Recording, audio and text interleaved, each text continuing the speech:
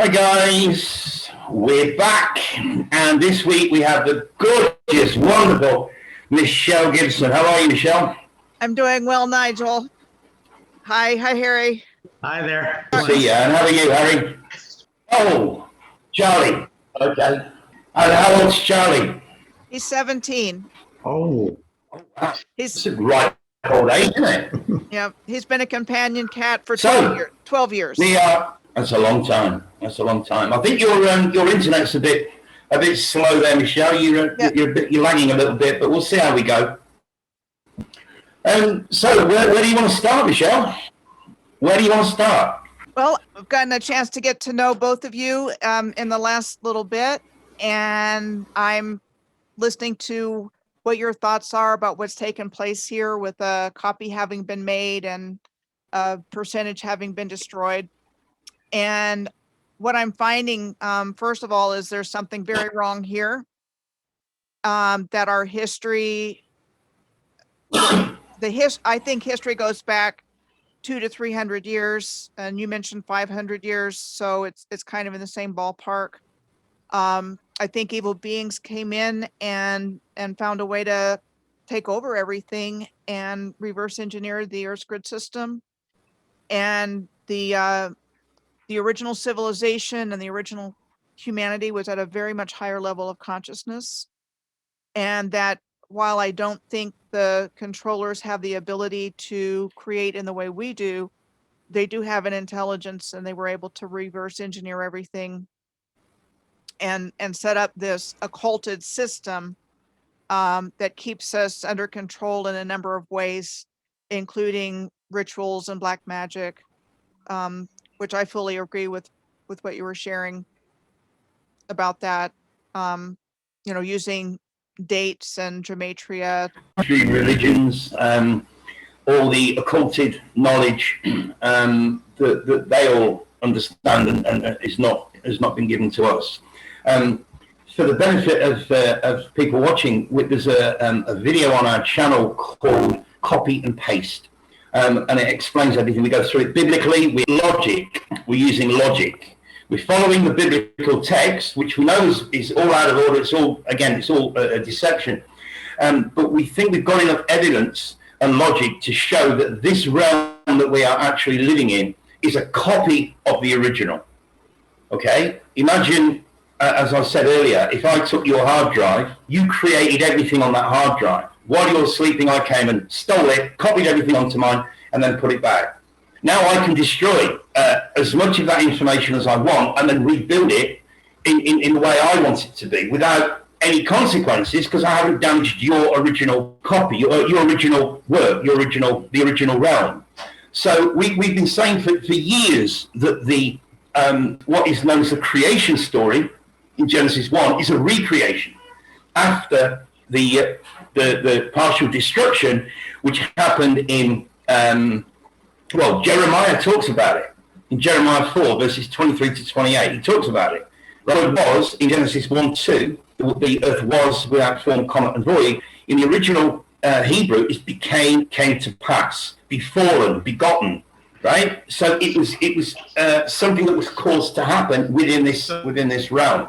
And then the key things that these controllers do is use language to occult stuff, to hide stuff, and then they use other words to make cult as part of a cult. And so they're going to confuse words. And so that's where we see in the Tower of Babel, the confusion of languages is one of the mechanisms that they would want to use in order to hide the truth. It says the word was is really the word became. So it's not until you can actually break through the language barrier that you're gonna remain with your eyes with scales over them, because you can't get away from just speaking English, which is an engineered language. If I came and visited you for a week, and when I arrive, you're perfectly healthy, you're perfectly okay, but during the time that I'm there, you get ill, right? And you're still ill when I leave. So I come home and somebody says to me, hey, how is Michelle? Am I going to say, oh, she became ill, or oh, she was ill when I left? I'm going to use the word was. I'm not going to say, because that's just the way we speak. You know, he was fine when I got there, but then she became ill, and she was still ill when I left. Yeah. Right? So that's how this is a deception. This is how they twist things. And then, as I said, you have the so-called creation of man in Genesis 1:27. Well, if who was Jeremiah? Who was Isaiah? Who built the cities that Jeremiah spoke about? There's anger. Who was Jeremiah? Jeremiah witnessed the destruction that happened in Genesis 1 or 2 when it became without form, comma, and void. So whoever stole the hard drive, copied everything over, then destroyed 70% of it, and then rebuilt it back into the way they wanted it to operate, to get rid of all the history and create this realm which is all based on energy. Money, what we call money, is worthless. It's paper, but it's an energy store. If I come to your house and paint your house and you pay me $1,000, what's really happened is I have transferred my physical energy into the cash that you have given me. Now I can go and use that other things, which is exchanging for somebody else's energy. If I go and buy a loaf of bread, somebody's had to get the ingredients, they've had to put it all together, they've had to bake it, they've had to do everything, had to be packaged and transported. So all that energy exchanged for $2 or whatever it is, because the money, what we call money, currency, just represents energy. It's all about energy. We have batteries. That's all we have. And Michelle, you've seen you got these great buildings like cathedrals, and then in front of them you have these little square buildings that don't belong there. One was already there, and then they built alongside them these inferior square buildings that. Yeah, and you know, if it's a copy, you spoke a lot, Michelle, about the circuit board cities. The whole realm is based on circuit boards. Computer circuit boards and TV circuit boards are based on the same grid system that we see all around us. So it was always, that would be how the free energy would have been created in the original realm, is from the circuit boards. Cathedral, cathode roll, right? They weren't churches, they were healing centers. They were for praying. What have you got in your body? Organs. Where do you find organs? In cathedrals. And look at the size of some of these things. We've gone through it on my channel, you've gone through it on your channel, with some of these huge, ginormous organs with a guy sitting there that looks like this big compared to the organ. And we're expected to believe that was all built to worship some scumbag deity? No. Right. The healing centers. The mosques, we think that the gold-domed mosques, they were the anodes, were the cathodes. It's crazy. Just a quick point about organs. They were also found in other types of buildings besides what we became known as churches. They were in town halls, like Leeds Town Hall has a huge organ. I found them in administrative buildings for manufacturing companies. And all of these buildings have cathedral windows. The same as what we call churches and cathedrals, administrative buildings, courts. They all had the same type of architecture. It was all connected together in the original civilization, whatever they were being used for. Yeah. Well, the window's the key, isn't it? The window, what particular frequency you needed to hear you would go to the respective building with that, resonate with the part of your body that needed attention. Yeah, because those windows are representative of the cymatic frequency. Yeah. That it's kind of like the Emoto's water frequency experiment that he did with freezing the water. Each window would represent the frequency of, like Nigel said, the organ you needed to work on, or the respective frequency you needed help with. Yeah, and we've just been finding out that your heart is not a pump. That's another little rabbit hole that we're going to have to go down. But talking of rabbit holes, the main reason for getting together with yourself to talk about your awesome work is that once you bring your work and our work together, and you understand that this realm that we're living in is a copy of the original, then going down a lot of these rabbit holes trying to find answers is a waste of time. We could use that time more wisely, looking at other stuff, because the answers are not here. The answers are in the original realm. When it was copied, everything gets copied over. All of it, the whole boom dice, everything, right? But we're looking for answers down rabbit holes that really only exist in the original realm, and that's the only place we're going to find the answers. Because it brings it all together. It answers almost every question you can possibly imagine with respect to the old world, what we know as the old world, what we call the old world, Tartaria, Mudflood. That happened here. That's not nothing to do with being copied. We did a whole podcast called What WATT. What have they done, and what are they doing? And it was inspired by you, actually, Michelle, because it's all about the star forts. Where did all the water go? All the old castles that had moats around them, where did all the water go? Mm-hmm. They managed all the sewer systems. Those were not built for sewers. Those are too ornate, too architecturally advanced to push, down the river. So the whole system, the original realm, was based on water and electricity, current, which again we talked about at length. Electric current, water current, it's all connected. So to create the free energy. I mean, I grew up in the UK. I remember going to these old buildings that had got a great big water wheel. I forget what it was called, and the water would come would pour out onto the wheel, which would spin the wheel, which would create or generate electricity. Aqueducts are another example. I mean, why would you build an aqueduct in this realm like we used for?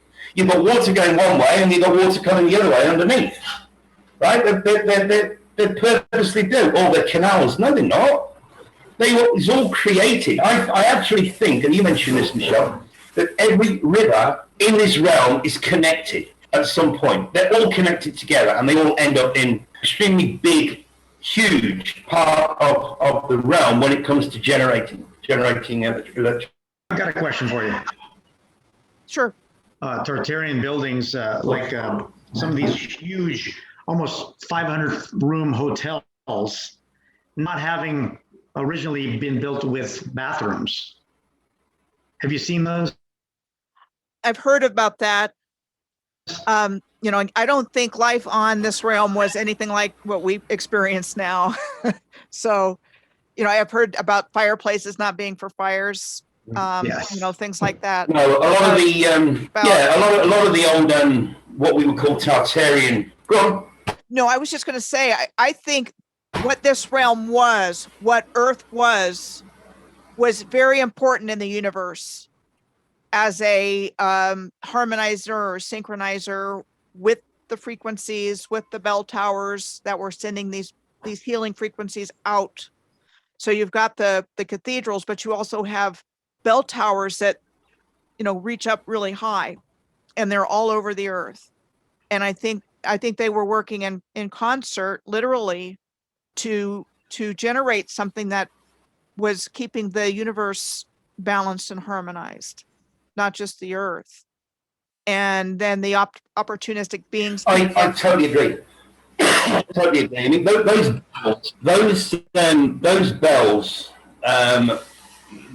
they had a purpose. Those so-called church bells, the ones very, very high up, they had a purpose to do with resonance, to do with frequency, to do with healing, to do with the arches, whatever. Right? Yeah. The arches, like the Arch of Triumph. Yeah. Magnets facing down and keeping that same resonance, electricity, and magnetism flowing, which was in that original realm, used for that same function, like you said, to harmonize not only maybe the earth, but maybe something even beyond. Well, you've only got to look at the Arc de Triomphe in Paris. I mean, it's incredible. The detail, not the carvings, but the statues and that are I forgot what they call this, but kind of stuck to all four corners, and it's just standing in the middle of nowhere. And it's huge, absolutely huge. So again, copied over from the original realm, but just not destroyed. but huge purpose. It's, as you say, Harry, they're all magnets. All arches are magnets. Portals, and possibly portals. And they were also aligning astronomical events. Yeah. Like, full moons and sunrises, solstices, equinoxes. So Yes. it was all balance and harmony, as above, so below. Yeah. It kept everything in balance. And I think when the Hopi talk about Kuyana Katsi, which means world out of balance, that's so what the whole we thing are. is over. We're so out of balance, it's not even fathomable. Yeah. Yeah. And now we are entering, or we've been in. Sorry, please continue. You keep pausing. I think your internet connection is not keep freezing. Yeah. But we're okay. So what I was going to say is, I really, as we were talking about before we went into the recorded version, is I really do think humanity is in danger. And we're also living at a time of information becoming available, especially through the internet, through channels like yours, through channels like mine, other great researchers that are pulling in the information that people need to start looking at things differently and making different decisions. And, we are living in biblical times. There's no doubt about that. And it's crucial that people wake up to the fact that we live in a controlled, scripted existence, like you were talking about. We are literally living a scripted existence. And you mentioned a movie. Yeah. The Truman Show comes to mind. What was the one you mentioned? Oh, the Adjustment Bureau, 2011. The Adjustment Bureau. The Adjustment Bureau. It's like. Yeah, it's a must watch. I say it every time on the podcast. It explained, they're telling you in the movie that you're living a script. But I think when we look at what the Bible would call the end times, my own thoughts on that is that it means the end of the script. Now, if you are you familiar with Anne-Marie Uber? She talks about the script coming to an end. So we're in the end times, but it's the end for who? Is it going to be the end for humanity, or is it going to be the end for what we affectionately call the scum on this channel? I concur. Some people call them the elite. We prefer to use the word scum because that's what they are. Right. So I think the end times relates more to the end of the script. So now we're at like a fork in the road, and it could go either way. But it's down to us. Jesus ain't coming back. The return, as we've discussed at length, the return of the Christ is the return of the Christ consciousness, which means the awakening.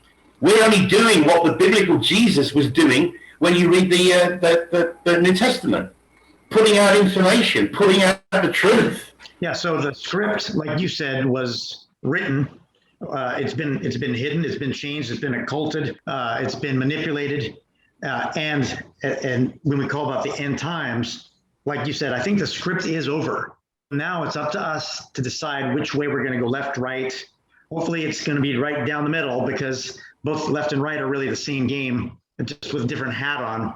And we have to recognize that. Once we recognize that, we have to rewrite that script. We have to write that and be in a way where it's not a prison anymore, but rather than we're going to be learning and getting better, and stopping this whole process of us being utilized as energy and us now becoming that higher, joining with our higher self. Well, I think that's what the original realm was designed to be, right? I think it was designed to be a place for learning, maybe a place for the true creator to experience many things through us.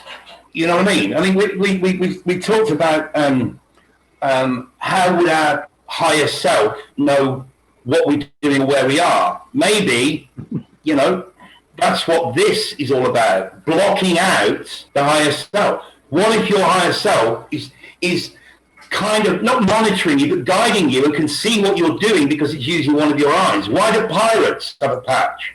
What's all this about in Hollywood and the movie industry? right? We're told that the entity, the god of this realm, is a one-eyed serpent, one-eyed dragon. So are they paying homage to the one-eyed dragon, or are they trying to block out what our other half is seeing and perhaps hearing? I mean, it's just a hypothesis. It's just an idea. You know, we have one eye here, we have two here. Two with which to look and one with which to see. What if our higher self is able to view us or view what we're doing through one of our eyes? Well, they've gone to great lengths to keep us from waking up. Just an idea. They've gone to tremendous lengths to keep us distracted and dumbed down and poisoned, and in our food, in our water, in our air. Oh, yeah. You know, they don't want us to wake up.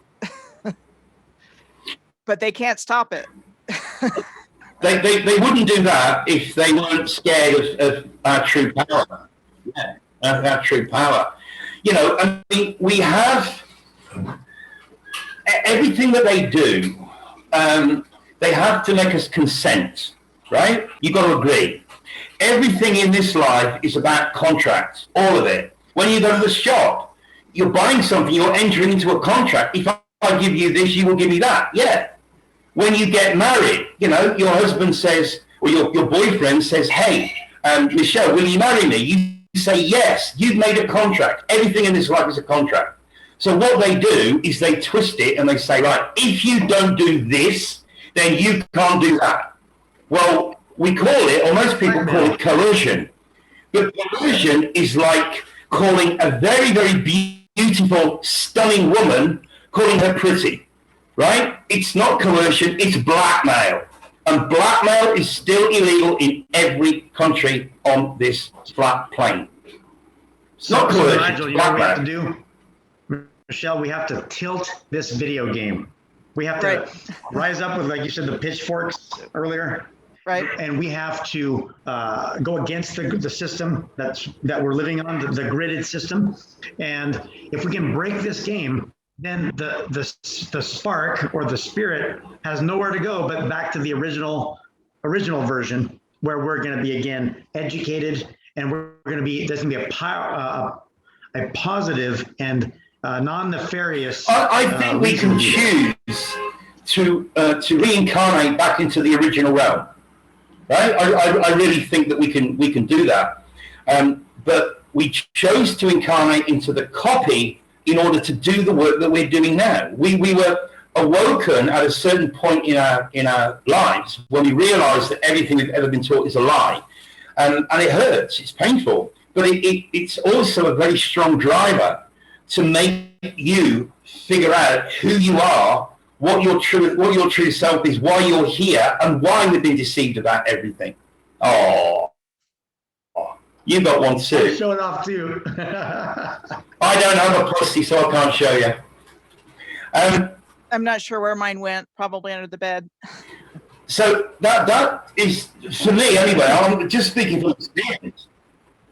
And speaking from experience, that's what drove me was why? Why are we being lied to about everything? Why? What reason?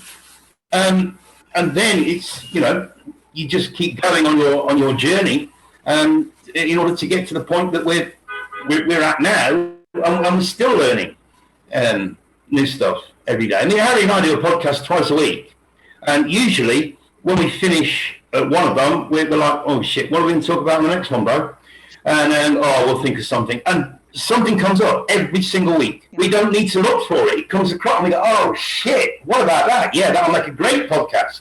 So then we get into that. It's just how it works. We're all learning new stuff all the time. It's great. We I love it. such great comments on some of our shows that the comments give us fuel for the next program. You know, I mean, the first channel got taken down last year. We had over 4,000 subscribers.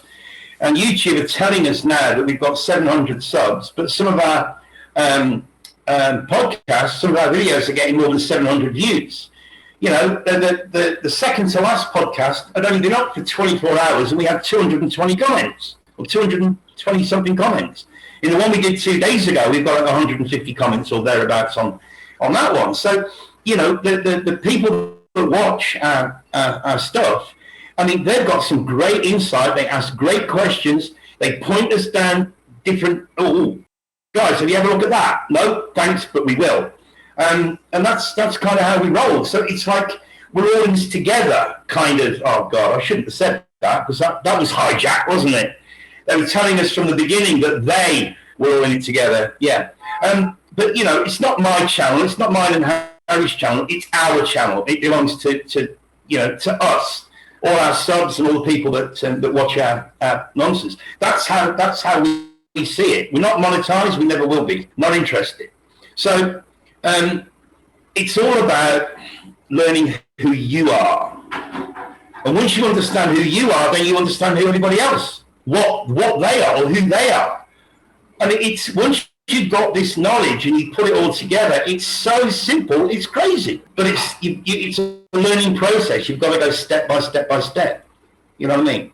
You can't go and sit your first maths class and then go into calculus. You've got it's a gradual process. And if people got too much information too quickly and came to the realization, then, you know, what is it the Bible says, Harry? Men's hearts will fail them. Yeah, you're not wrong. Yeah, and you have to be open-minded too. If you've had a certain mindset for more than 5 years and you haven't changed it a little bit and expanded it, you're not growing. So we ask people to, hey, don't just believe or take what we're saying. Do your research. You know, what resonates with you? Even more important than what a book might say, what resonates? Yeah. What we kind of say is don't believe what we're saying. Listen to what we're saying. Take it into account and bring it into your own personal life, your own research, and see how what we're talking about fits in what you have researched yourself, or how it fits into your personal life. So we're not teaching. We're kind of educating. We're showing. Hey, have you seen this? Have you seen that? What about this idea? What about that idea? We put it all together and we present it. And then people go, oh my God, that so resonates with me. Or, you know, they come back and say, well, yeah, I like that bit and that bit and that bit, but I'm not quite sure about that. How does that connect to something else or whatever? So we have this backwards and forwards with our subscribers. People come on and ask questions, and Harry and I will go back and answer them. We'll go, oh, we hadn't thought about that. We'll have a look at that. And then we try and present that or incorporate that in the next the next podcast or two. That's kind of how it works. But it all connects with all the great work that you've done on Tartaria, Mudflood, Giants, the underground subway systems, the railways that have been uncovered, the sewer systems that were not built as sewers. It all gels together once you consider this realm to be a copy of a hijack, which is probably why it's duality. Maybe the original realm is singularity, and this one is duality. You have the good and the evil, the negative and the positive. Whereas if you look at all the work that you've done in Tartaria, I don't think you could say there was anything negative about that society, about that the way that Tartaria was, with all the free energy buildings, the healing centres, and everything that goes along with it. Where's the negativity? I can't see any. I don't think there was. I mean, I see it as very benevolent. Goes back to what? Very benevolent, integrated, the whole 9 yards. Yeah. There wasn't war, there wasn't suffering, there wasn't famine. Yeah, balance. You know, there was abundance. Yeah, balance. There was knowledge. What you've got, yeah. What you've got in this realm is you've got this divide and conquer attitude. There's always got to be the bogeyman. There's always got to be, you know, the guy hiding behind a tree, you know, who's waiting to hurt you. So it's all based on fear. It's all based on divide and conquer. You've got the left and the right and the reds and the blues and all that nonsense, which probably doesn't exist in the original realm. But the other thing that I want to mention is when we look at stadiums, I don't know if you've seen this, we talked about it in a video. You look at the Colosseum from the air, look down on it. It's a giant speaker. All stadiums look like they're either oval, yeah, or they're round. They look like a speaker from an old stereo system. How much energy is harvested in a football game? How much energy is harvested during a rock concert when you've got thousands and thousands of spectators all roaring and cheering? Where does all that energy go? Well, it's channel booing. Yeah. Whatever you're giving your energy to, and when you've got a few thousand people all at the same time resonating within that speaker, that stadium, insane. Yeah, I completely agree. You know, it's being done and people are just completely Got to unaware. go somewhere. Got to be harvested by something. Absolutely. No, I was just going to say, what I like to tell people is you don't have to Or go you far. have to tell people as well. You don't have to go far to find this civilization. You can just go outside your front door and just start looking around your community, and especially the older buildings and parks and canals and rivers.